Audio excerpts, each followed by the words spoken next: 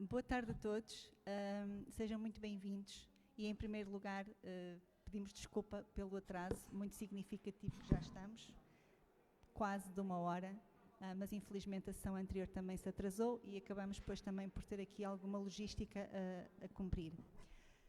Sem mais demoras e enquanto as oradoras andam a escolher o melhor sítio, portanto, é um gosto fazer as boas-vindas a esta sessão.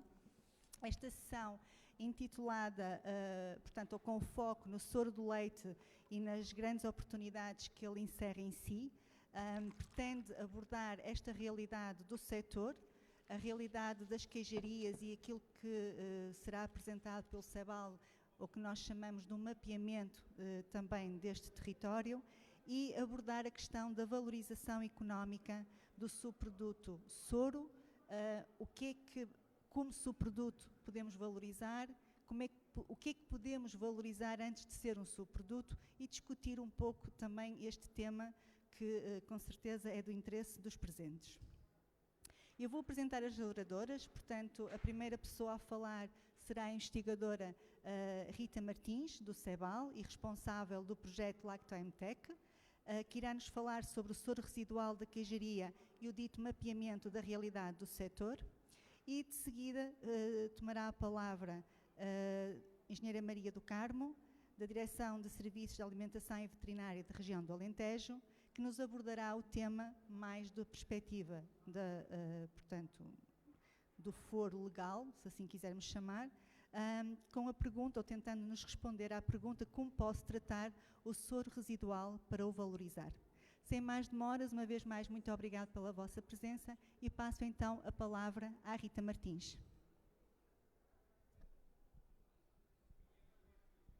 Sim, boa tarde. Muito obrigada a todos pela presença, obrigado Fátima pela introdução. Eu espero contextualizar aqui um bocadinho sobre aquilo que foi o trabalho que tentámos desenvolver neste projeto, apesar de nesta fase vir falar um bocadinho deste mapeamento e desta realidade setorial, apesar de ter sido de âmbito nacional, portanto os resultados que vamos apresentar são mais do foro regional e, portanto, até se assim quisermos dizer do foro mais local, porque temos alguns dados que acabámos por afunilar à região do Baixo Alentejo e já vão se calhar perceber um bocadinho porquê, porque alguns dos dados também não são concordantes e, portanto, há um trabalho grande que ainda tem que ser feito, mas para isso depois acho que podemos também discutir um bocadinho. Portanto, eu começo aqui pelo soro residual. Portanto, o soro residual, que quem é queijeiro sabe muito melhor do que eu, portanto, surge na altura que estão a fazer o queijo. E, portanto, o que é que acontece com este produto, ou subproduto?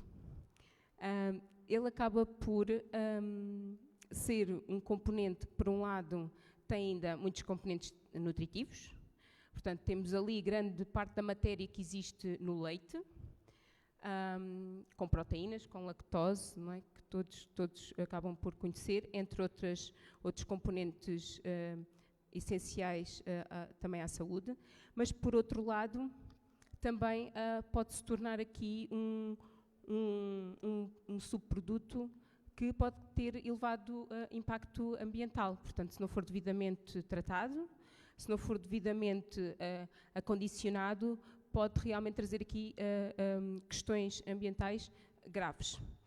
E o que nos diz um bocadinho a literatura e a experiência de alguns, pode dizer um bocadinho semelhante ou não, é que 1 quilo de queijo produz 9 kg de soro residual, mais a água do processo que é utilizado na queijaria. Portanto, aí os queijeiros também poderão nos ajudar e dizer se efetivamente acontece-lhes uma situação destas ou não. Isto é o que nos diz um bocadinho a literatura. E, portanto, o que nós vemos hoje em dia é que há consumidores com tendências diferentes. Portanto, Hoje em dia o consumidor está mais atento, está mais conhecedor ao nível até dos produtos alimentares, das suas escolhas e tem fatores que os fazem escolher determinado produto. Portanto, as tendências de mercado dizem que o consumidor já olha mais para as questões da alimentação, para as questões da saúde, para as questões da sustentabilidade, olham para a cadeia de produção de determinado produto e também têm muita atenção às produções locais e às produções nacionais. E nós também vimos muito isso com a questão da pandemia. Portanto, isso também verificou-se realmente até ainda um acréscimo destes conceitos que já vinham a ser vistos, portanto, apontados, e cada vez mais eles estão a seguir essa linha. Portanto, o que é que vimos? Vimos que o soro, este tal subproduto, este tal dito, se calhar, anteriormente, de alguma forma, um resíduo que muitas vezes era chato, perdoem-me a expressão, mas era chato, tínhamos que nos ver livre deles de alguma maneira, mas o que é certo é que ele tem um potencial de mercado enorme, e aliás, ele é muito valorizado no mercado mundial. Cada vez mais há produtos a serem desenvolvidos de base alimentar humana, mas também alimentação animal, e também até a introdução noutros componentes, muitas vezes até componentes que são utilizados até na investigação. Por exemplo, nós também temos meios de cultura, por exemplo, que são suplementados com soro. E existem muitos outros produtos atualmente que nós vemos que têm esse soro do leite, e muitos deles vêm das queijarias, portanto vem de lá. E o que nós vemos é que realmente o comércio deste produto está a valer muito no mercado. Portanto, ele está a representar 0,02% do comércio mundial, como tirámos destes dados estatísticos, e está com crescimento, está sempre com o crescimento a acontecer. Portanto, estamos a falar aqui em dados de 2020, apesar de eu ter revisto, já estão publicados os dados de 2021. Portanto, já existe essa informação. Mas para dizer que realmente há interesse neste aspecto. E o que é que acontece aqui, um bocadinho ao nível da importação e da exportação, e onde é que a gente nos posicionamos do ponto de vista nacional? A China ocupa o primeiro lugar entre os países que mais estão a importar, os Estados Unidos é o país que mais exporta, mas Portugal está com um valor de exportação de 18 milhões de euros, mas está a importar 23 milhões de euros de soro. Portanto, ele está a usá-lo cá dentro, mas vai buscá-lo fora. Portanto, mas também está a exportá-lo. Portanto, temos que ver esta balança comercial e perceber na cadeia de valor do soro o que é que está aqui a acontecer, que não se consegue perceber muito bem. Portanto, a fileira e esta cadeia de valor está muito fechada ainda. De todo o trabalho que nós estamos a tentar fazer, muitas vezes é difícil de abrir esta fileira e perceber por onde é que está a passar, qual é que são os intermediários, de onde é que se gera este produto, quais as condições que ele é depois processado, para depois ser comercializado, e muitas das vezes, afinal, em que é que está a ser, de forma é que está a ser comercializado e para que é que está a ser usado.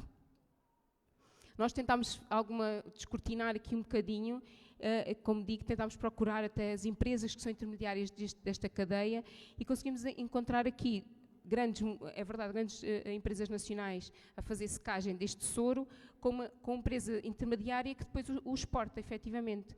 Mas não sabemos muito mais do que isto. Não conseguimos saber muito bem que valores, não conseguimos saber muito bem que condições do ponto de vista das propriedades que este soro tem que ter para depois sair fora.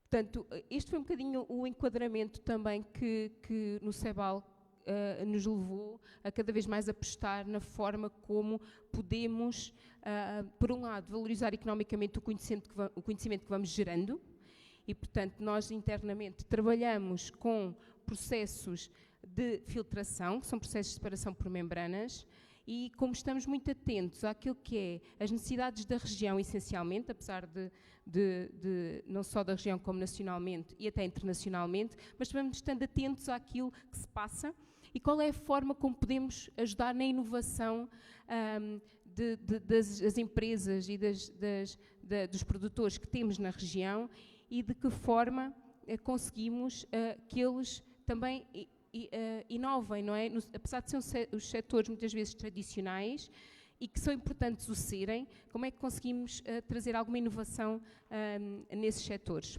E, portanto, apostamos na transferência do conhecimento, naquilo que nós conseguimos gerar internamente das nossas investigações e, portanto, passá-lo para as empresas de forma, e para os pequenos produtores, e não só nós passá-lo, portanto, nós agarrarmos e chegarmos e dizer, olha, nós sabemos fazer isto, mas nós também queremos co-construir com os produtores muitas das informações que temos, porque quem tem a experiência são quem está com a mão na massa. O produtor é que muitas das vezes tem respostas da sua forma de trabalhar, e cada um há de trabalhar de maneiras diferentes, mas da experiência laboral tem muita informação que nós que estamos a trabalhar no laboratório, por exemplo, não acabamos por não ter. Portanto, o que fazemos não é só unilateralmente, portanto, queremos que seja uma interação e um processo participativo que co-construa soluções e permita novos desenvolvimentos, novas ideias para se valorizar, neste caso, este soro. Portanto, isto é a base daquilo que nos faz avançar nesta área. Portanto, a tecnologia de membranas, como estava a dizer há pouco, é um sistema de filtração com membranas, nós designamos com membranas, que são filtros que acabam por terem diferentes poros, que nos permitem aqui, com poro mais apertado ou poro mais aberto, passar diferentes compostos por elas. E, portanto, nós temos uma escala de filtrações que nos permitem ir desde uma filtração muito convencional até filtrações muito apertadinhas, filtrações diferentes, obviamente, da filtração, por exemplo, no café, não é? Que pomos em cima, sai em baixo. As tecnologias de membranas têm filtrações que nós designamos como tangenciais, porque estão a fazer diretamente para cima, mas estão a fazê-lo de uma forma na vertical. E o que é que isto nos permite? Com a aplicação de pressão, obviamente, permite-nos que neste caso o soro, passe e conseguimos separar os diferentes constituintes deles. E, portanto, depois há várias escalas, como estava a dizer. Da nossa experiência laboratorial, o que conseguimos, e de terreno, foi criar uma unidade móvel, que é a que vem no vídeo, que nos permite, então, de uma escala maior, não à escala do laboratório, mas já numa escala maior, à escala da produção que nós temos até aqui na região, portanto, vimos isso um bocadinho à escala daquilo que aqui tínhamos, já permite-nos agarrar neste soro e tratá-lo. E como é que o podemos fazer? Podemos fazer duas abordagens. Portanto, podemos olhar para ele simplesmente de forma de tratamento e que portanto, não é a nossa intenção valorizá-lo e, portanto, conseguimos-lo tratar de forma a que ele seja descarregado para uma conduta municipal ou para um tratamento posterior, mas que vai depois para a natureza. Ou então conseguimos valorizar estes subprodutos que lá estão. Como falei, a lactose, a proteína, os minerais, as vitaminas. Portanto, conseguimos fazer aqui duas abordagens. Obviamente que isto é tentar, não é, haver a máxima rentabilidade dos produtos e dos recursos que ali estão. Por um lado, a água, que é essencial, não é? E principalmente aqui na região do Alentejo, e o recurso alimentar, portanto, que pode trazer valor acrescentado. Portanto, e é isto que estamos a fazer com esta unidade móvel e com as unidades laboratoriais. É, portanto, fazer este teste com as escalas que temos aqui na região e com o soro que temos aqui da região, que já vamos ver também qual é. Portanto, o que é o nosso objetivo deste trabalho? É chegarmos aqui a um modelo de gestão. Portanto, haver aqui uma forma, e como eu disse, co-construída, que nos permita agarrar nestes efluentes, nestes subprodutos e valorizá-los. E, portanto, entrar aqui numa cadeia de valor diferente. E queremos aqui realmente criar aqui uma riqueza diferente, não é? Uma riqueza com valor acrescentado, mas que seja muito adaptada a cada região, porque cada região vai ter as suas particularidades, e a nossa tem uma. Tem várias. Outras regiões vão ter outras. E um bocadinho na lógica da diferenciação positiva pelas marcas regionais. Portanto, cada vez mais isto também é valorizado. Vê-se nos queijos, por exemplo, que os queijos de óptica, aqueles que não são de óptica, aqueles que são IGP, daqueles que são daquela região, ou seja, depois o marketing e a comunicação também funcionam aqui, não é? Portanto, também vão dar aqui esta bagagem que nos permite depois haver aqui uma diferenciação. E neste projeto, o que é que fizemos a nível de ação? Tivemos que conhecer primeiro o território. De facto, tivemos que tentar, no terreno, falar com os produtores e perceber o que é que eles nos tinham a dizer. O que é que era também as fragilidades deles e aquilo que eles viam como oportunidade.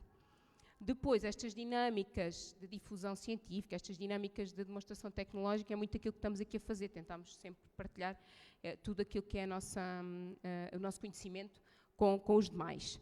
E depois esta validação é mesmo aquilo que estava a falar, é nós recolhermos amostras, irmos ao local, também fazer este tratamento e esta valorização e fazer este upscale para estas unidades produtivas, para perceber se funciona aquilo que estamos a fazer em laboratório, se ao fim e ao cabo, qual é ali aquilo que temos que ajustar e afinar para que a coisa resolva. E só é possível se for feito no local e se for feito nas unidades industriais que existem. Portanto, temos que fazer mesmo esta validação daquilo que acontece para depois conseguirmos perceber o que é que se pode fazer a seguir.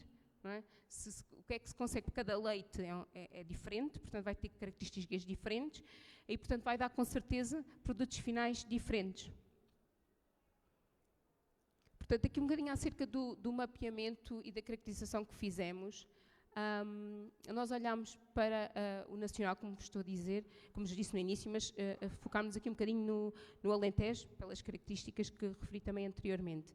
E o que conseguimos apurar é que temos 107 queijarias na região Alentejo, total. Foram fontes que foram até fornecidas até aqui pela Direção de Serviços de Alimentação e Veterinária da região Alentejo, mas também validadas por nós em terreno, porque muitas queijarias já encerraram, infelizmente. Nós apanhámos, por exemplo, 20 queijarias que encerraram nos últimos anos. Portanto, isto também é um dado que acaba por ser problemático, não é? Se estão a encerrar, não estão a ter condições para continuar a elaborar.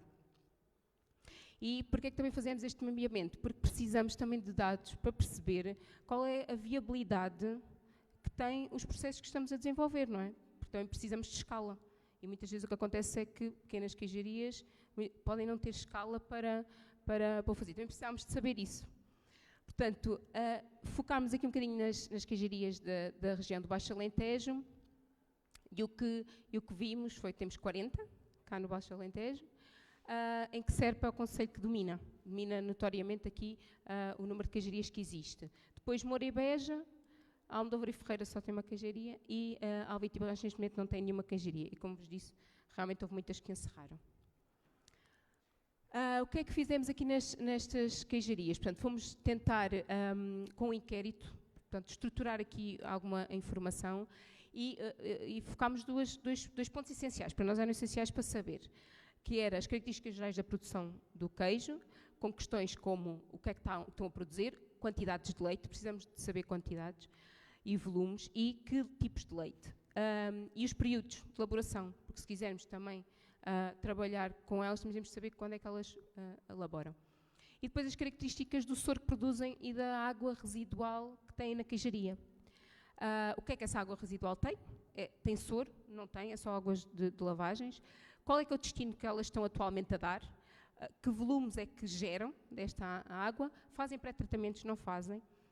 E que gastos financeiros é que têm? Portanto, ver aqui as duas abordagens. Por um lado, a abordagem do soro para valorizar e, por outro lado, olhar para a questão do ambiente e do impacto ambiental que isto tem. O que é que nós verificamos? Que, a nível da água residual, a maior parte delas, 51%, diz que é apenas águas de lavagem. Portanto, já estão a separar o soro e a fazer alguma coisa com ele. 49% não, junta tudo.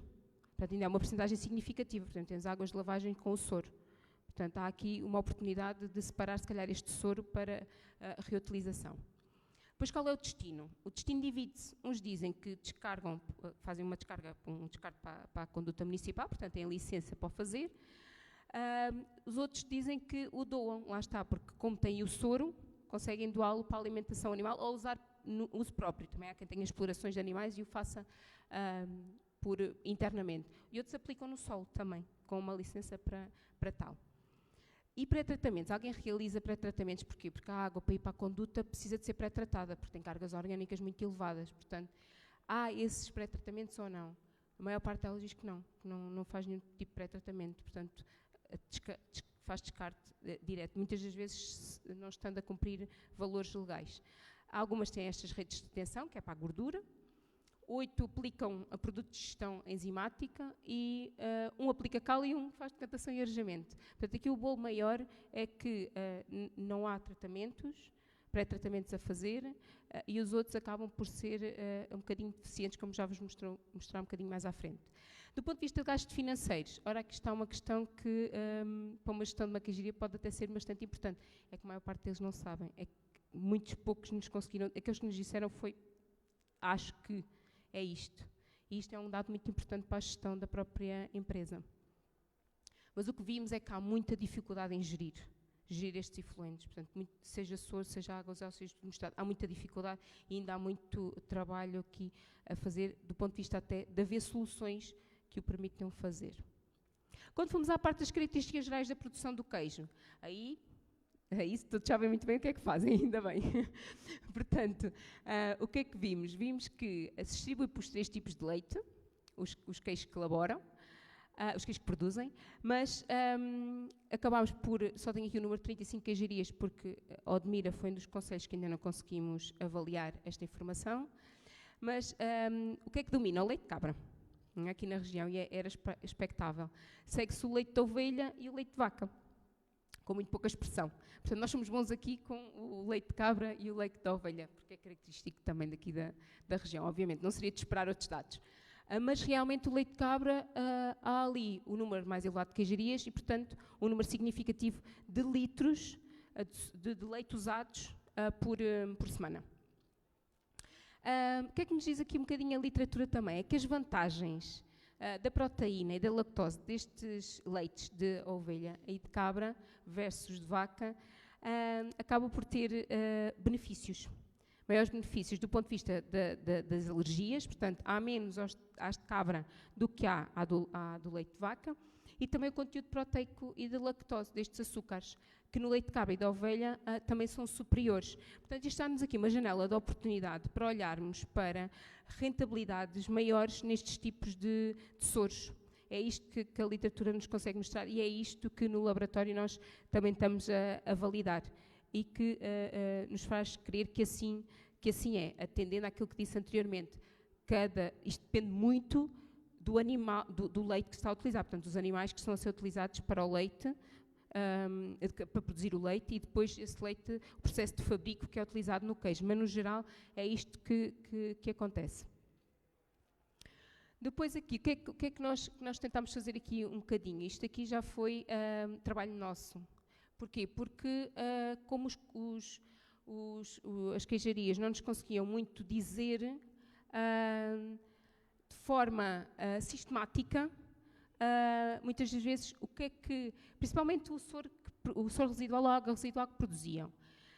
E muitas vezes a forma como nos responderam à quantidade de queijo também era dispar. Ainda assim nós tentámos agrupar tudo e chegar a esta informação que aqui está, a informação portanto, de experiência de quem produz queijo, que pelo quilo de queijo com ovelha e com cabra, portanto, a quantidade de leite que precisa. E, portanto, aquilo que chegámos foi a estes quilos de queijo por semana que as queijarias, as 35 queijarias que estávamos a falar, produzem. Entre queijo curado, essencialmente, e depois alguns de queijo fresco e de requeijão. Embora a nível de requeijão, penso que, não sei se coloquei estes dados provavelmente mais à frente, mas está ali, 34% das queijarias é que produz requeijão, porque até é uma forma de o soro ser reutilizado e até pensámos que mais queijarias o fizessem, mas da informação que tivemos é que só 34% acabam por o fazer. Portanto, o requeijão é uma forma de ainda valorizar o soro, não é? Utilizar ali o soro, mas se calhar não há tantas queijarias a fazê-lo como até nós pensaríamos. Portanto, há mais soro disponível ainda daquilo que tínhamos a percepção.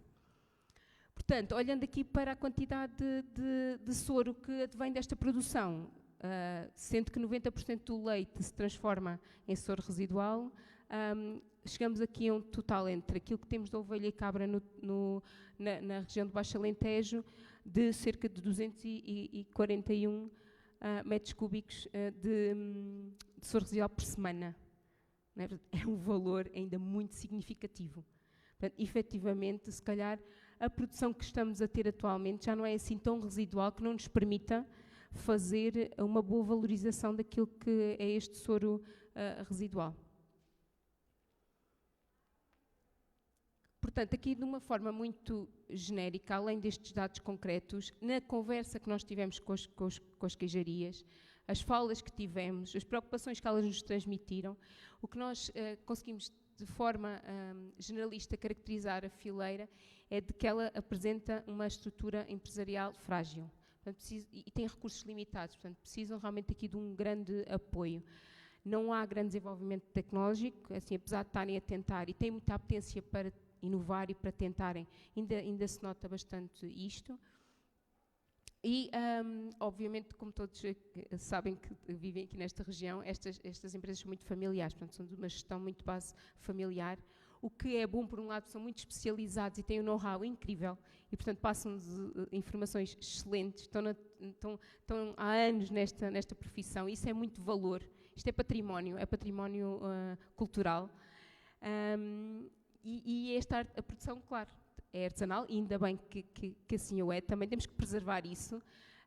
Temos esta baixa escala, que ao fim e ao cabo não é tão baixa se calhar quanto se pensava, e os seus mercados realmente são mais regionais e locais, embora obviamente haja queijarias de maior dimensão que já estão a nível nacional e a exportar. No entanto, a realidade da maioria continua a ser a base local e regional.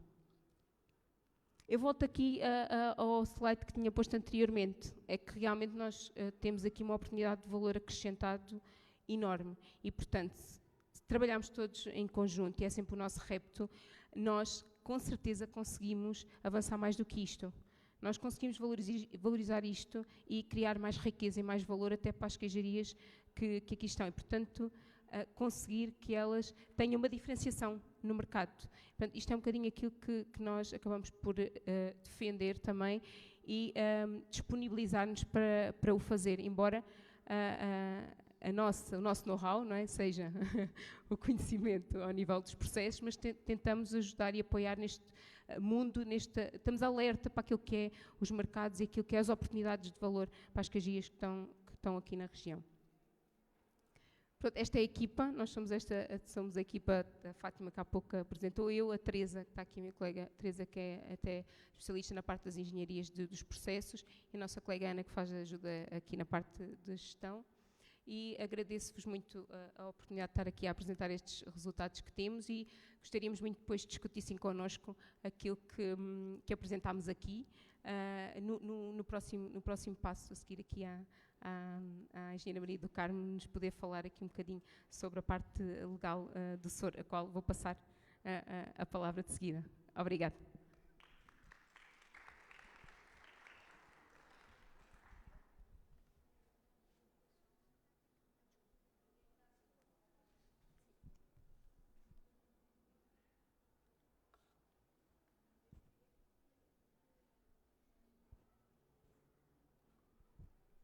Bom, enquanto não põe a apresentação que eu pedia, que serve para me orientar a mim também, eu dou os parabéns à Rita pela excelente apresentação, agradeço ao CEBAL o convite em nome da Direção-Geral de Alimentação e Veterinária. Tenho a dizer que foi uma grata surpresa sabermos que em Beja o CEBAL está a funcionar, e está a funcionar com a investigação e demonstração e próximo das pessoas e das indústrias, e isso é uma excelente novidade. Não deveria ser uma novidade, mas a verdade é que nós não temos para os assistentes, nós não temos propriamente uma ligação muito grande. Ligámos-nos agora para esta apresentação, a convite da CEBAL, a Direção-Geral de Alimentação e Veterinária participou. Bom, Portanto, os meus agradecimentos e parabéns pelas iniciativas e pelos trabalhos que estão a fazer e continuem. Eu aproveitava para só dar uma pequena nota sobre a DGAV, porque isto talvez para quem está a assistir não seja uma grande novidade, porque suponho que todos de uma maneira ou de outra conhecem a DGAV. A DGAV é a Direção-Geral de Alimentação e Veterinária. Nós somos um serviço regional desconcentrado da Direção-Geral de Alimentação e Veterinária. Temos sede em Évora e temos 4 sub-regiões, digamos assim, que são divisões de intervenção veterinária. Baixo Alentejo, onde estamos, Alto Alentejo, Alentejo Central e Alentejo Litoral. Rita, Odmira é Alentejo Litoral, não é Baixo Alentejo, muito embora seja Distrito de Beja. Portanto exatamente. Não, mas só para dar alguma nota sobre isso. Temos serviços não só nas sedes das divisões, como temos núcleos. No Baixo Alentejo temos núcleo em Serpa, temos núcleo em Aljustrel, temos serviços a funcionar todos os dias e serviços que dão um apoio, gostaríamos que em maior quantidade, mas dão apoio à indústria de transformação de produtos de origem animal, como é o caso dos estabelecimentos de transformação de leite. Ora, dito isto, aquilo que nos suscitaram aqui para trazermos à conversa, e eu vou aproveitar para dizer outra coisa. Também gostámos muito desta oportunidade. Alguém nos convidou para vir à Ovibeja, não é que a gente não pudesse, por nossa iniciativa, apresentar-se para cá vir, mas para vir à Ovibeja falar com o setor do leite.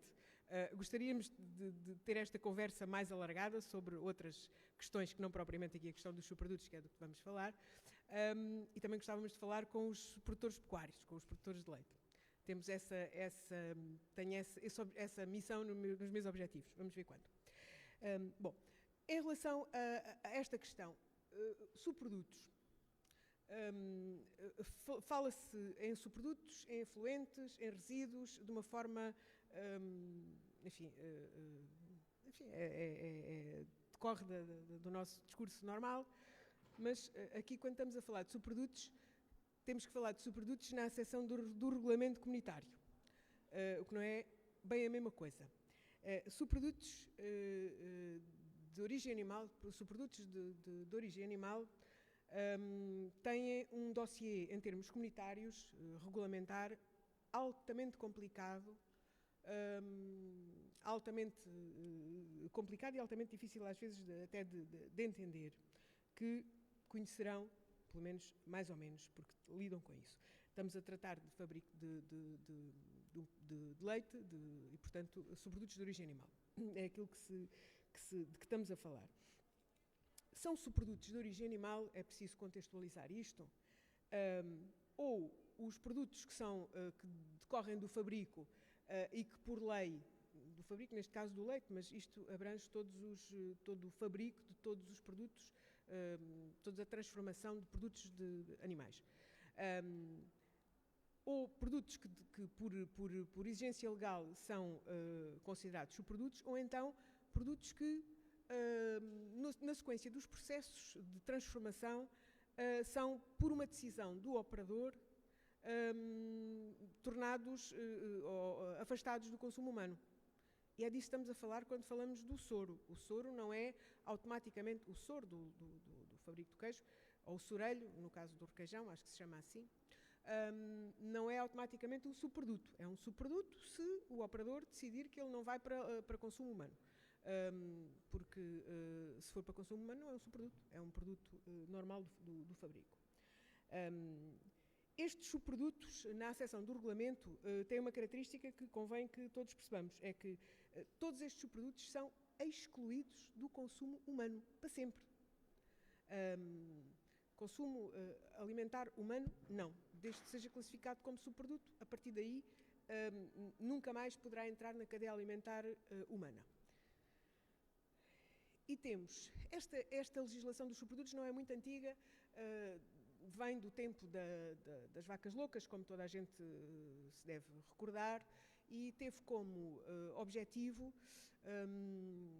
precisamente a proteção da saúde pública e da saúde animal, por nessa altura se ter chamado a atenção muito veementemente para uma situação que foi assumida como verdade, ou pelo menos não foi demonstrado que não era assim, a doença das vacas loucas, a BSE, poderia ter sido transmitida por consumo de rações nas vacas, por consumo de rações fabricadas com produtos de origem animal, nomeadamente farinha de carne, farinha de carne, farinha de sangue, etc. Que eram, enfim, coisas normais decorrentes do abate. O abate dos animais tem animais rejeitados, tem sangue, e isso tudo era utilizado no fabrico de alimentações, inclusive de alimentação para ruminantes. Outra coisa também que não ficou excluída foi o facto de haver uma relação entre o consumo no caso da mioleira, do aparelho do sistema nervoso dos ruminantes, no caso dos bovinos, a possibilidade de estar ligado com uma doença das pessoas, a doença de Creutzfeldt-Jacobs. Portanto, isto tudo levou a que fosse publicado este regulamento, o 1069, por acaso teve outro anterior, em 2004, e é daqui que vem esta conversa dos subprodutos e esta questão que é muitíssimo regulamentada e é absolutamente obrigatória. Os subprodutos são classificados simplesmente em 3 categorias: categoria 1, categoria 2 e categoria 3, produtos de origem animal. Aqui no caso das queijarias de que estamos a falar, há subprodutos, sendo que os de categoria 1 são afastados de qualquer... são para destruição, eliminação, são obrigatoriamente eliminados. Existem subprodutos do leite que possam ser de categoria 1? Sim, existem. No caso de leites onde se detecta o uso de substâncias proibidas, enfim, pode acontecer. Por acaso as questões sanitárias, não é verdade, não são categoria 1, peço desculpa, mas foi um erro meu.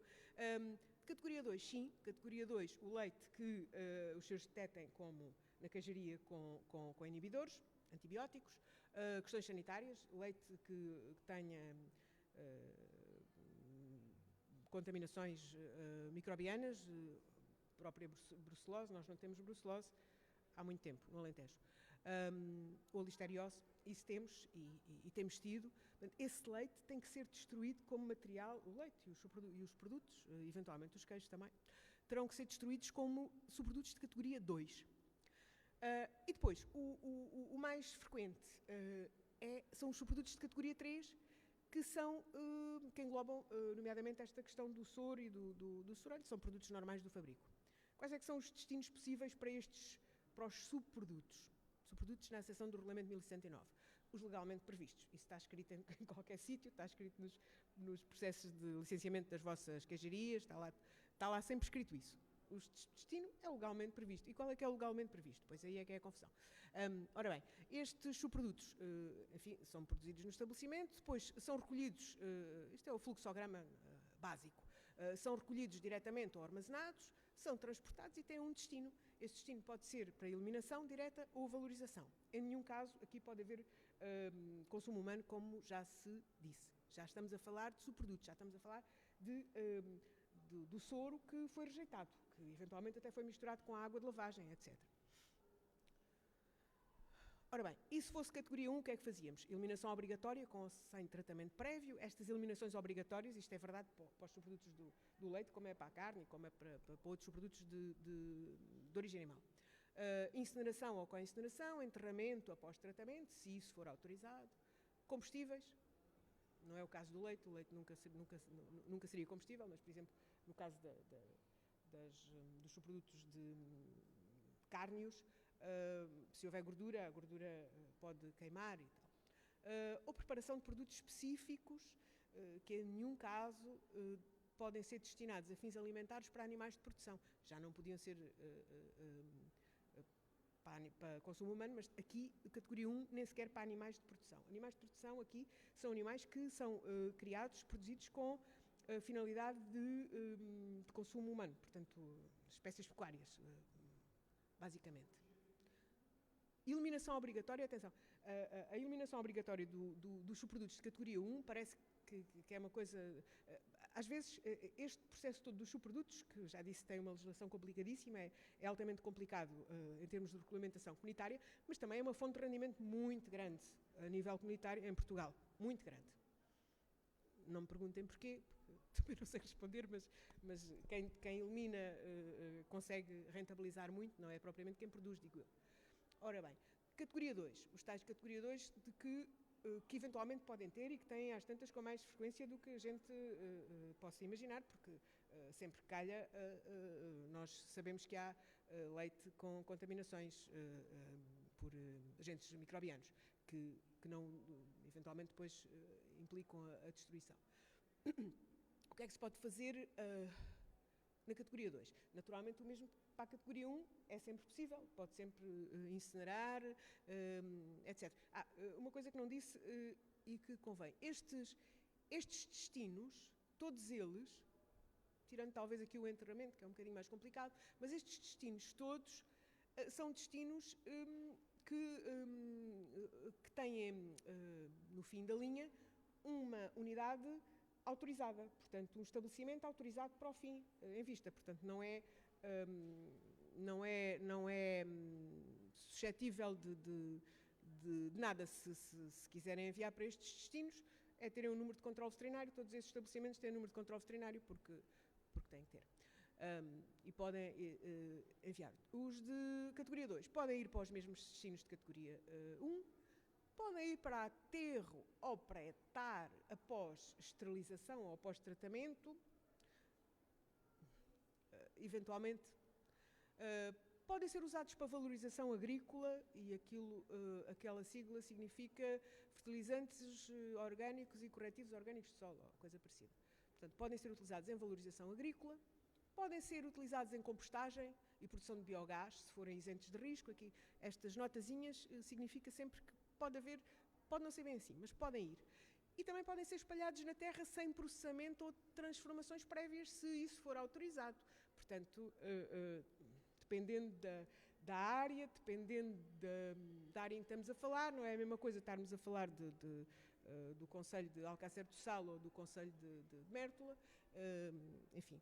Portanto, há áreas urbanas, há áreas industrializadas, há áreas que são remotas, até em termos de subprodutos, porque estes regulamentos, inclusivamente em Portugal, depois obrigaram-nos a definir áreas chamadas remotas, em que se podem, em derrogação, utilizar determinados procedimentos para a eliminação de subprodutos, nomeadamente dos cadáveres dos animais, que não sei se sabem, mas nós no Alentejo temos áreas onde é obrigatória a recolha, temos em Beja é obrigatória a recolha de cadáveres, todos os animais que morram nas explorações, mas temos depois áreas onde os produtores podem enterrar. Isso é uma derogação. Decorre tudo deste regulamento. Isto agora não tinha nada a propósito, mas é assim. Ok, portanto, o espalhamento na terra é uma possibilidade. Categoria 3. Voltamos ao mesmo. Os destinos de categoria 1 e 2 podem sempre ser utilizados, porque naturalmente são mais exigentes do que os de categoria 3, portanto podem sempre utilizá-los. E ainda, aqui já podem ser utilizados como matérias-primas ou os produtos derivados dos subprodutos de categoria 3 podem ser utilizados como matérias-primas para o fabrico de alimentos de animais de companhia, podem ser utilizados como matéria-prima para o fabrico de alimentos de animais de produção. Reparem que aqui é matéria-prima e fabrico.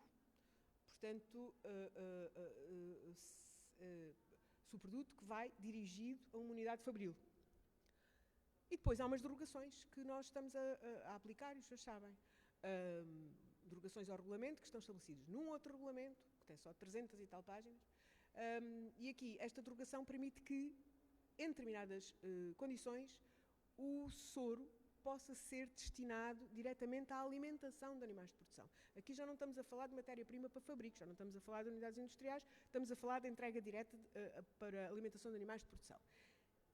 Isto só é possível de acordo com o regulamento, só é possível para produtos oriundos de leite que tenham sido produtos que tenham sido sujeitos a tratamento térmico, no mínimo, equivalente à pasteurização.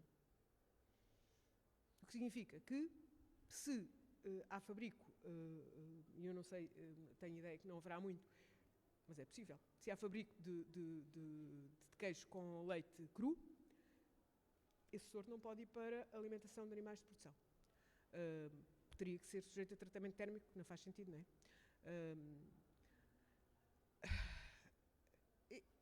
Vamos só falar aqui uma coisa. Em relação ao leite de ovelha, que isso é característico, sim, da região, temos até zonas demarcadas.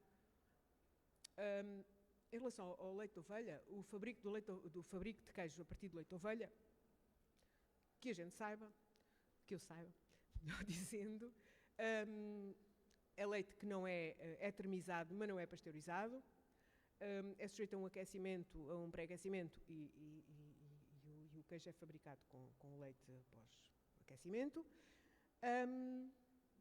O soro desse leite, o soro primário, sim, é termizado, porque assim se fabrica o requeijão. Portanto, o sorelho, apesar do leite de ovelha não ter sido sujeito a tratamento térmico no processo de fabrico do queijo, o sorelho sim. O sorelho não vemos problema nenhum em que ele seja utilizado em animais de produção. Diretamente. Portanto, atenção a isto. E depois há outra hipótese que o regulamento prevê, que eu não sei se alguém já utilizou, se tem ideia disto, não tenho suficiente informação sobre isto, mas que é a acidificação. A acidificação, o processo de acidificação, seria um processo em que o leite não termizado poderia ser o soro proveniente de leite não termizado, isto é, não pasteurizado, não sujeito a uma temperatura mínima que está definida no regulamento. Os diferentes processos estão definidos no regulamento, porque há vários, há a pasteurização, depois há a esterilização mesmo, enfim, há N coisas, mas que eu acho que não são utilizadas aqui nos estabelecimentos de fabrico, nos nossos.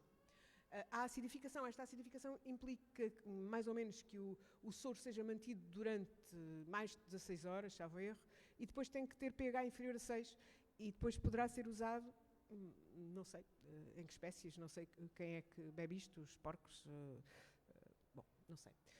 Mas o que é facto é que a lei prevê, portanto, se a lei prevê, algum país, algum dia, meteu lá isto com a intenção de o fazer.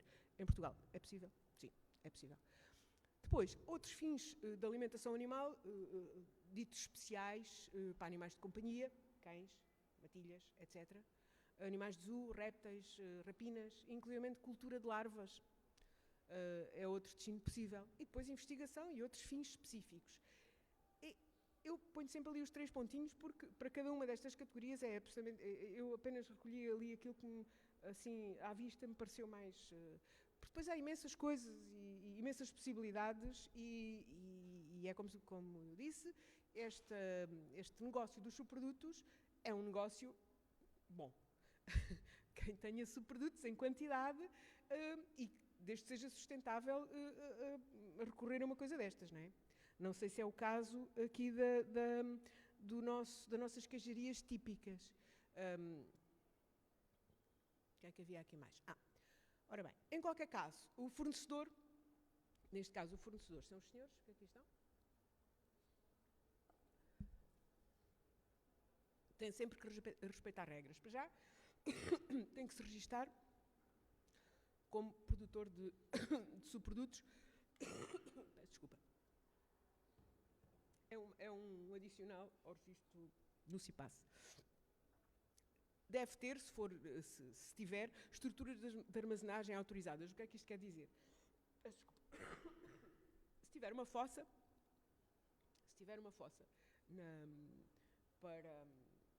para onde vai o soro da queijaria, o soro e as águas residuais, eventualmente, as águas de lavagem, atenção que essas estruturas carecem de licenciamento ou autorização, ou não sei o quê, da ARH.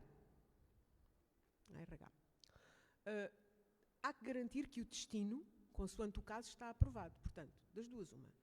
Ou vai, inclusivamente, pode ir para o coletor municipal, até diretamente, mas isso tem que ser aprovado pela Câmara Municipal. Isso é entre o operador económico e a Câmara Municipal, a sua Câmara. Ou então, trata-se de um estabelecimento licenciado no âmbito do CIR. O CIR é o Sistema de Indústria Responsável. Isto é toda uma panóplia toda aquela panóplia de estabelecimentos que recebem, desde as unidades de tratamento de subprodutos até tudo o que recebe matéria-prima e que tem que ter número de controle veterinário porque trabalha com subprodutos de origem animal. Ou então, simplesmente tem que estar registado na DGAV, que é o caso do fornecimento de subprodutos destinados à alimentação de animais de companhia, as matilhas, ou animais de produção, nos casos que estávamos a falar. Sendo que todos os movimentos deste subproduto têm que ser acompanhados com esta guia modelo 376, que a gente vende, ou que podem procurar no site da DGAV. Não vendemos nada, isto está disponível.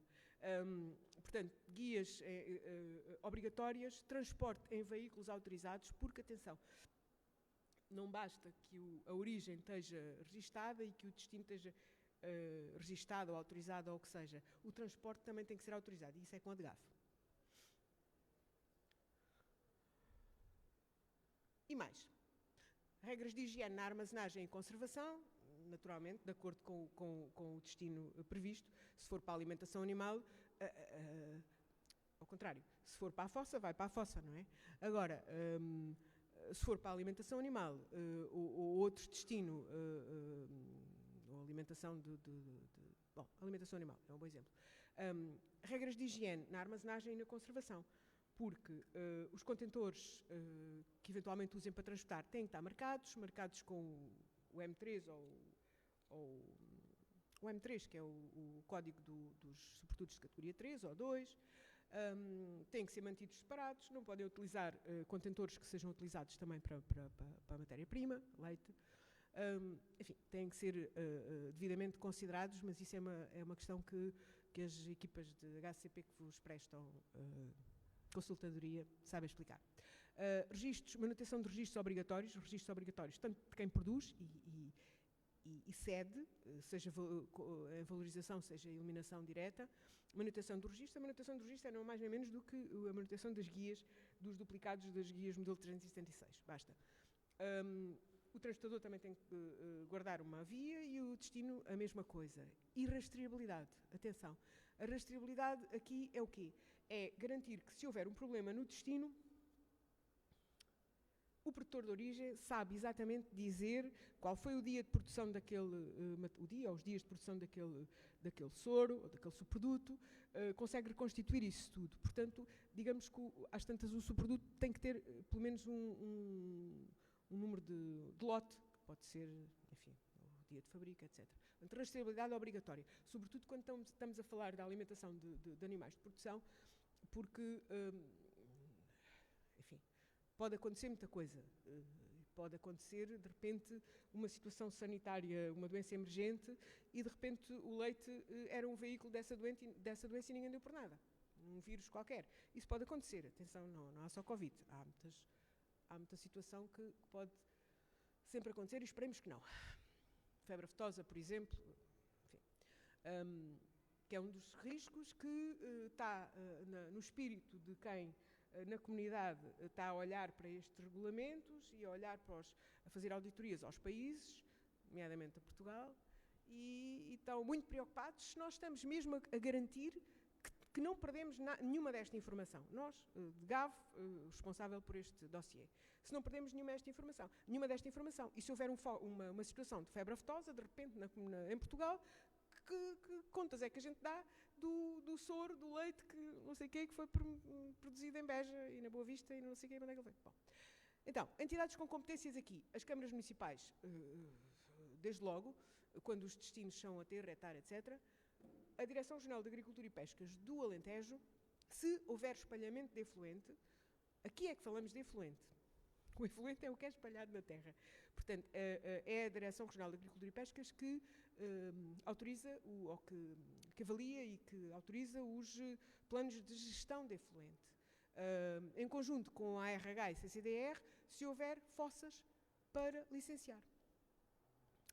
E depois a DGAV intervém em quase todos os processos de licenciamento, intervém necessariamente nos processos de licenciamento, mas estas coisas dos subprodutos nos processos de licenciamento não são muito abordados, a não ser uma referência muito vaga. Mas depois, derogações para a alimentação animal, os registros, etc. eventualmente os espalhamentos de efluentes, as questões das categorias 2, quando há produtos de categoria 2 por ocorrências como aquelas de que falamos há pouco. E era mais ou menos isto que eu tinha para falar.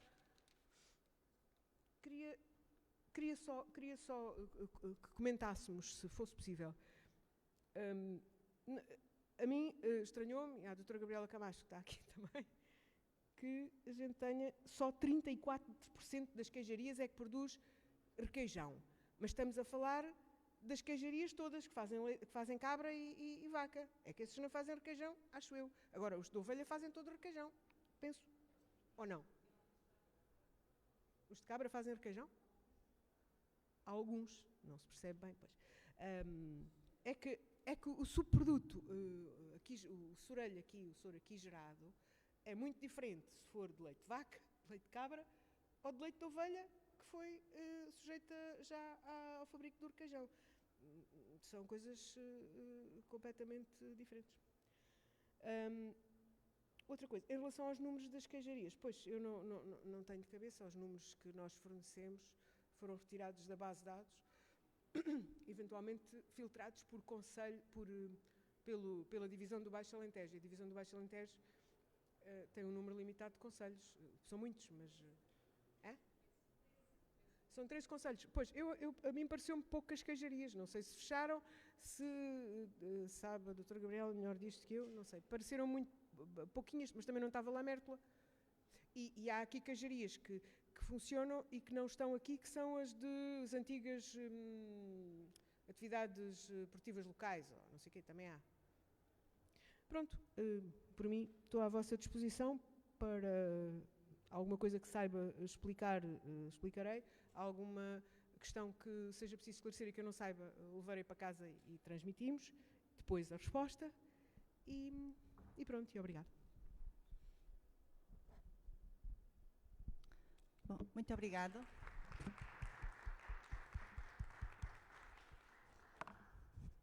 Nós temos agora um momento de discussão, de perguntas, partilha de opiniões, o que quisermos chamar.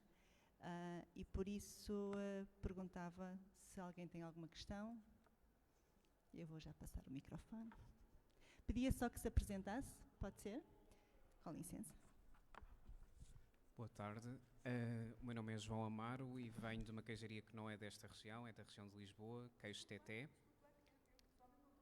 Ok, o meu nome é João Amaro, venho de uma queijaria que não é desta região, da região de Lisboa, chama-se Queijo Teté, e tenho algumas dúvidas, algumas questões relacionadas com o soro, o sorelho e a sua valorização.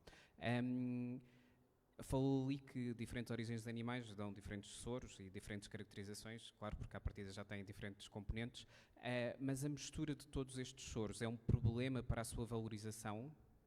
Ou seja, nós, por exemplo, elaboramos todos os leites e no fim ele vai para a alimentação animal, fora o que não vai para a nossa etar, que é uma quantidade muito pequena. A mistura de todos estes soros é um problema para a sua valorização? E a diferença entre soro e sorelho, ou seja, de facto o sorelho já tem muito menos componentes sólidos do que tem o soro, não é? Porque já se fez também o requeijão. É inviável valorizar o sorelho? E uma última questão, todas estas valorizações estão muito relacionadas com um custo bastante significativo, não é? E requerem uma escala que não é só um problema desta zona, acho que em todas as zonas do país a escala é um problema. E, portanto, a partir de que escala é que se torna viável esta valorização? A partir de que volume ou a partir de que investimento? Portanto, 3 questões, basicamente. A mistura dos 3 soros é um problema para a valorização do sorelho é viável? E a partir de que escala é que se torna viável a valorização do soro ou sorelho? Pronto, obrigado. Se calhar posso já responder aqui às 3 perguntas. Muito obrigada pelas questões, que acho que são muito pertinentes e são questões que nós também fazemos quando estamos no laboratório e quando pensamos nos soros que temos em mãos. E aquilo que temos feito é precisamente tentar aferir cada leite, independentemente das características que possa ter, qual é o grau dos componentes que apresenta, quais as percentagens que apresenta, seja de proteína, seja de lactose, seja de outros constituintes que ali estão. A sua valorização vai depender muito da finalidade para que vai ser utilizada. Não é? Lá está, ainda agora vimos que dizia aqui a engenheira Maria do Carmo, se for o subproduto, e eu digo já que agradeço muito esta clarificação, porque muitas vezes nós não usamos a terminologia, se calhar, correta à margem daquilo que é a legislação, não é, a lei, mas realmente acho que vai depender muito do tipo de valorização que vamos pretender fazer. Onde é que vamos aplicar aquele soro? Ele pode estar todo misturado e ter constituintes de vaca, de ovelha ou de cabra, ser mistura, não é? E ser viável para uma utilização em alguma alimentação, por exemplo, de um animal. Pode ser viável. Como pode ser, não vejo nenhum constrangimento nas proteínas que estão dentro destes, embora tenham características diferentes, provavelmente não vejo nenhum constrangimento. No entanto, se calhar tinha que se perceber em que animal é que ia se aplicar aquele soro e perceber se aquilo tinha impacto na ração ou na alimentação daquele animal. Portanto, isso tem que se fazer muito, este teste e este jogo entre o que é que se vai aplicar e aquilo que se vai, e o que é que temos em casa. Portanto, eu não diria de pé para a mão que não é possível valorizar, se calhar até é possível valorizar, é preciso percebermos qual é a finalidade para a qual vamos valorizar, é certo. E depois, então, que processo é que temos que utilizar para o concentrar, por exemplo, ou para o separar de alguma forma, não é? Para separar algum constituinte ali de alguma forma, para aquele determinado tipo de aplicabilidade. É um estudo, de facto, diria que sim. De qualquer forma, posso pedir também, se alguma das minhas colegas tiver outra informação também queira ajudar nessa questão, que partilhe também. Depois tinha a outra questão que tinha perguntado, peço desculpa. A valorização do sorelho, sim. A valorização do sorelho também já tem muito menos quantidade, porque já ficou toda muito retido no produto que fez, requeijão, etc. Por si só vai ter quantidades muito mais pequenas. Voltamos àquela questão, se temos quantidades pequenas, precisamos de mais escala, portanto, se cá precisamos muito mais quantidade desse sorelho para conseguir chegar à mesma quantidade de proteína, a mesma quantidade de lactose, a mesma quantidade daquilo que pretendemos. Portanto, vejo isso com a necessidade de ainda maior quantidade desse sorelho para conseguirmos concentrar, depois para conseguir concentrar todos os constituintes que lá estão, para ter uma escala que permita a aplicação. Ou juntar a soro que esteja, que ainda não passou para o processo, portanto, dá para juntar, não é? Dá para ligar ao soro anterior. Depois tinha outra terceira. A partir de que escala? Mas essa é uma boa pergunta. É uma questão muito pertinente. Porque nós, à medida que vamos aqui na região Vendo, fizemos este levantamento precisamente para perceber qual era o volume que temos e desse volume perceber que quantidades é que conseguimos concentrar, não é, daquilo. Porque realmente, se quisermos vender aquilo para algum tipo de aplicação, temos que ter um volume suficiente de metros cúbicos para o fazer. Não lhe consigo dizer assim, em pé para a mão, qual é que é. Porquê? Porque muitas vezes de mercado não temos ainda não temos essa noção de quanto é que o mercado pede daquilo, não é? Quanto é que eles vão pedir. Mas, calhar, se nós... É questão da oferta e procura, não é? Às vezes nós oferecemos determinado produto e se temos muita gente a requerer, depois não temos capacidade para oferecer a quantidade que aquela empresa pode precisar. Não sei muito bem responder, se calhar, a essa questão. Posso levá-lo como trabalho de casa e perceber no mercado o que é que se calhar...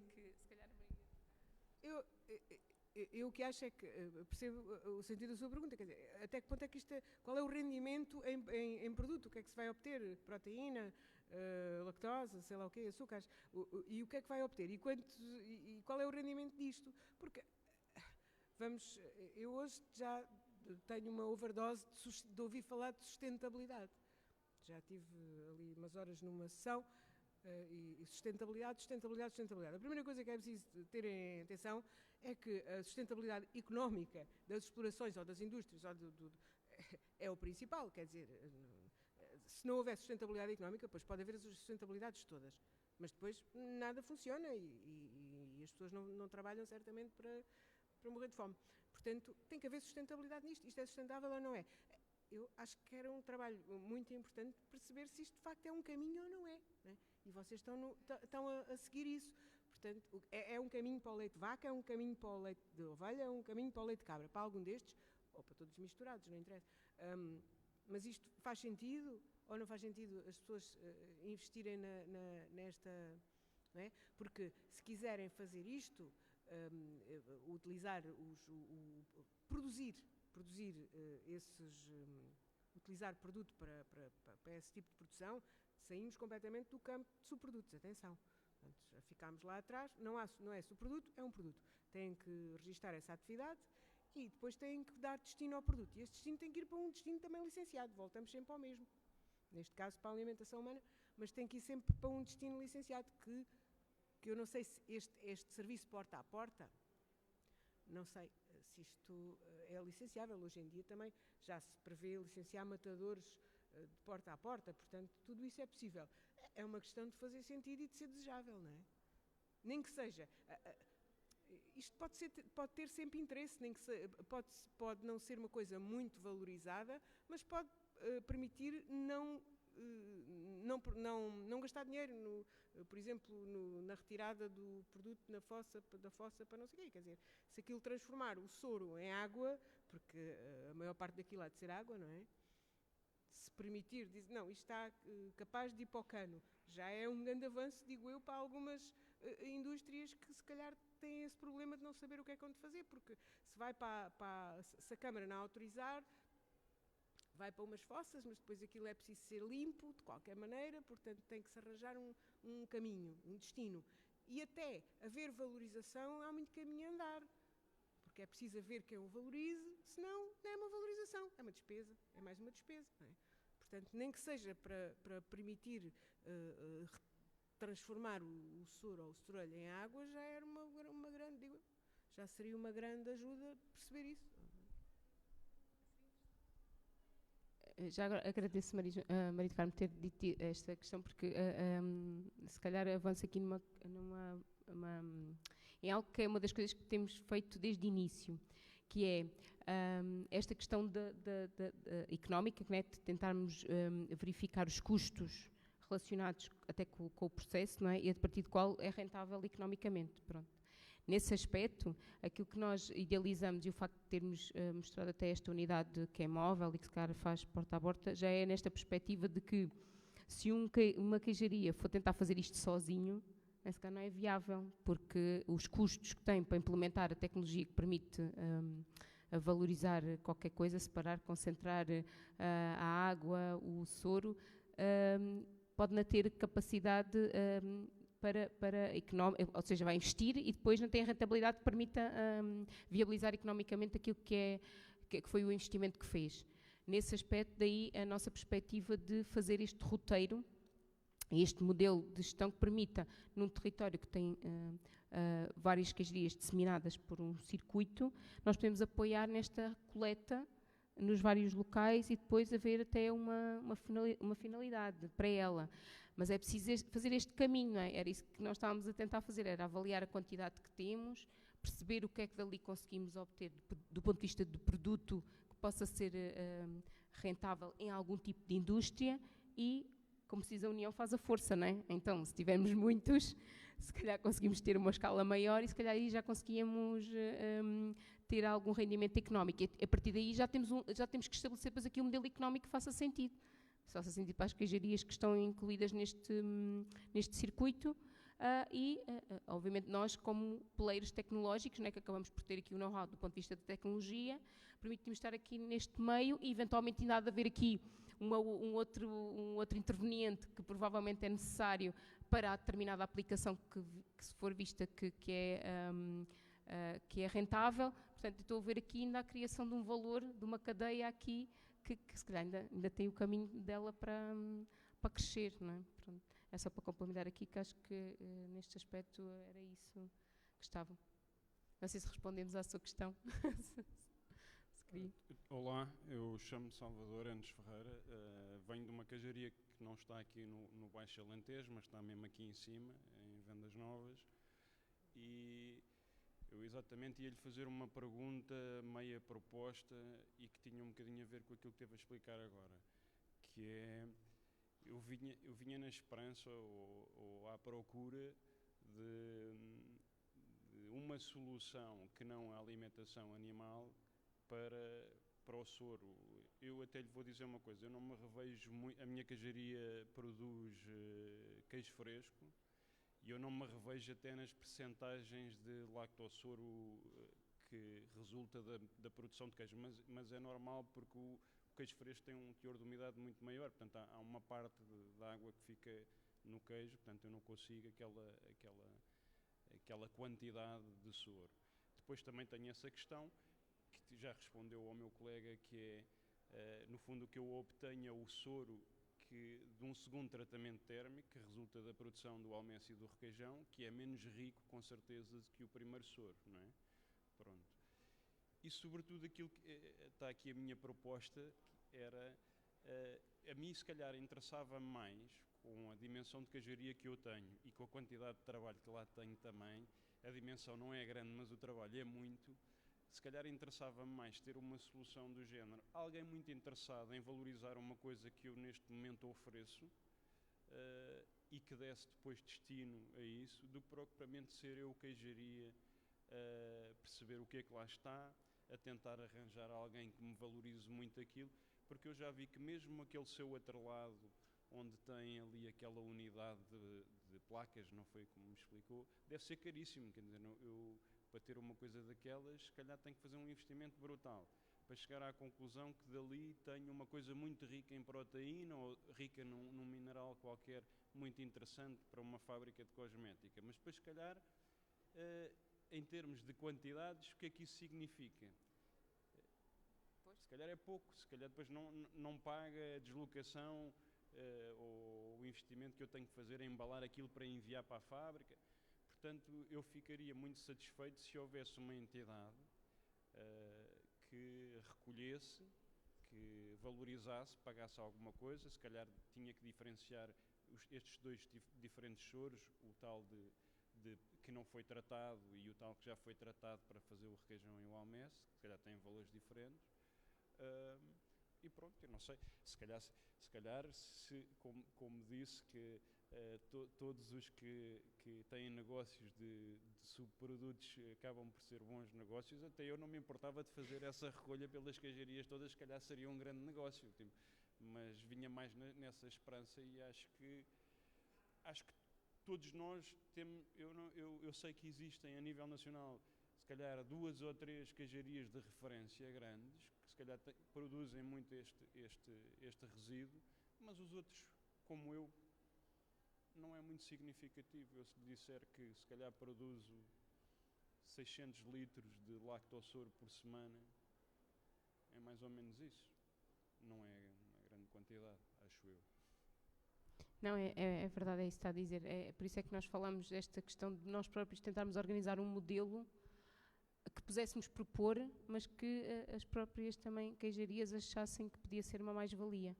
Porque, de facto, nós também achamos isso, não é? Que um sozinho estar a implementar um processo destes para filtrar e para concentrar e depois obtém X gramas que não sequer dá para vender ali a um preço... Sim, ficaria muito satisfeito se me dissesse que valeria a pena, ou seja, olha, mesmo em pouca quantidade, eles valorizam de tal maneira isto que você consegue daqui tirar uma receita tal. Mas eu tenho algumas dúvidas sobre isso. Por enquanto, nós próprios fazemos os testes e temos feito as concentrações dos produtos, temos ali matéria-prima de grande qualidade, é a mesma quantidade. É a mesma quantidade, ou seja, a quantidade para podermos ver, lá está como eu digo, ainda tem que haver aqui outro interveniente, porque com certeza não vamos conseguir ter a chave na mão, um produto pronto para aquilo que é a absorção do mercado, que a gente visiona, embora eu estava a dizer a cadeia é fechada e nós não temos conseguido chegar ao ponto de saber quais são todas as características que aqueles produtos têm para ser vendável. Sim. e tínhamos que ter aqui, se calhar, um outro elo. Já agora tive-me uma dúvida. Há algum cuidado a ter, ou seja, para esse fim,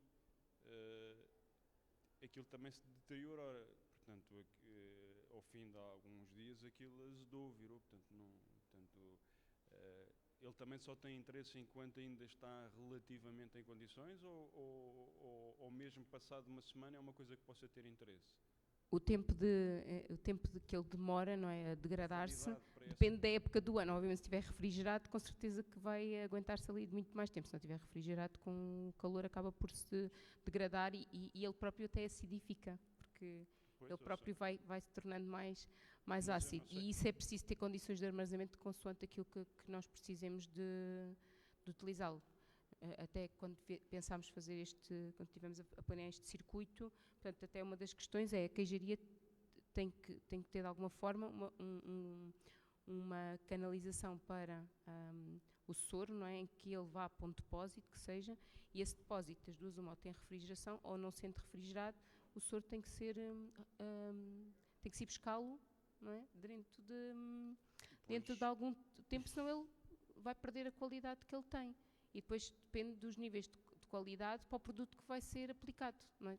Se nós quisermos depois deixamos de estar em subprodutos, por exemplo, até imaginemos que é para outro tipo de aplicabilidade do humano e é um produto, não é? Então aí temos que ter outro tipo de condições para armazenar e temos que assegurar que aquilo está higienicamente e sanitariamente em condições para podermos a seguir tratá-lo, concentrá-lo, o que seja, para depois então recuperar aquelas proteínas ou aqueles minerais ou aqueles hidratos de carbono que lá estão e que são valorizados no mercado. Ok, obrigado. Por isso ainda temos aí temos muitas questões ainda na linha. Eu há pouco fiz uma pergunta, mas também acho que posso dar o input. Na nossa fábrica nós temos uma unidade de ultrafiltração e conseguimos ultrafiltrar o soro para produzir requeijão, ou seja, nós concentramos o requeijão 3 vezes, 4 vezes, colocamos na panela e poupamos imenso porque o gás para nós é uma rúbrica de custo bastante significativa e, portanto, conseguimos o que produzimos numa panela uma vez, produzimos 4 panelas numa panela através da concentração do soro. Mas na minha opinião, e esta é uma opinião muito pessoal, acho que a solução e a melhor valorização que o setor conseguiria para isto seria que se em cada região onde existe grande produção as empresas se unissem e criassem uma unidade que concentrasse, secasse e vendesse, porque acho que é a melhor valorização possível para este produto. Por isso é que eu estava a perguntar, nós estamos numa região, a nossa empresa está numa região da Península Ibérica onde mais produz queijo fresco. Portanto, esta questão que é a distância que aqui se coloca, nós estamos a 700 metros de uma fábrica, 1 km de outra, portanto existe um microclima com muitas fábricas. Portanto, para nós, por exemplo, no nosso setor e na nossa área, o que faz sentido é se nós nos unirmos e criarmos uma entidade que trate disto, porque todos nós temos milhares de litros diariamente. Mas só dar à chega que, de facto, nós já fazemos uma pequena valorização, que é, na nossa unidade de ultrafiltração, concentramos a 3 vezes ou 4 já é perigoso, e conseguimos assim poupar bastante energia térmica no gás, e mão de obra, não é? Porque os nossos trabalhadores do requeijão adoram a ultrafiltração porque produzem numa manhã o que normalmente produzem num dia inteiro. Mas só dar essa chega e, na minha opinião, eu acho que de facto a solução é as regiões onde tem uma grande densidade de queijarias unirem-se e valorizarem, porque acho que a melhor valorização mais rentável é de facto das proteínas, da secagem, as proteínas para a alimentação, etc. Na minha opinião. Muito obrigada. Sem Mais dúvida. alguma questão?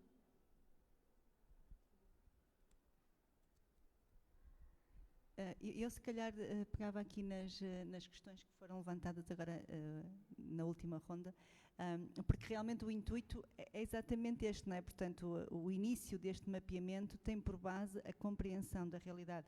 Claro que nós estamos a ver a realidade que existe neste território, portanto, aquilo que acabamos de ouvir aqui é uma realidade excelente nesta, digamos que, quase que simbiose industrial, não é? Porque está ali quem produz, está ali quem toma, portanto, pode ser muito mais interessante. Mas, efetivamente, na realidade onde estamos a operar, interessava-nos e preocupava-nos também termos este mapeamento devido, não é? sendo que isto, o intuito, o passo seguinte é exatamente o que estava a referir, não é? Portanto, é como é que nós criamos aqui um modelo em que há uma unidade, por exemplo, uma unidade de concentração, e depois essa é a unidade que faz a interface da recolha e ou da comercialização, ou não, ou por simplesmente também pode produzir, ou pode... Mas, portanto, a ideia que nós temos por detrás disto é perceber um modelo de negócio que poderia funcionar para estas realidades que acabam por ser realidades em que a dispersão destas unidades acabam por ser um problema, não é? Um problema na medida em que não temos, por exemplo, esta realidade que acabamos de ouvir, não é? Portanto, o intuito passa muito por aqui. Portanto, durante o período deste projeto, fomos de porta a porta, bater, falar, perguntar, saber, questionar outra vez, exatamente nesta tentativa de compreender e de saber a especificidade das queijarias, para que isso também nos permita perceber o que é que depois daí pode ser uma oportunidade. A oportunidade, ela está lá, se ela tem valor e se ela permite um modelo de negócio rentável, isso nós ainda não sabemos responder.